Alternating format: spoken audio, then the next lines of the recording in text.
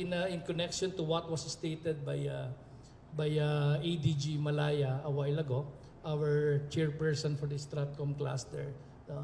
The NTF-ELCAC is the worst nightmare of the CPP, NPA, NDF.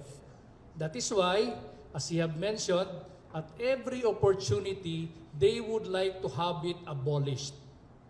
But I would like to inform the public, we were assured by no less than the chairman, His Excellency President Ferdinand Bongbong Marcos Jr., that it will stay because it provides the genuine service to the Filipino people, particularly those who are most vulnerable to the deception of the CPP, NPA, NDF.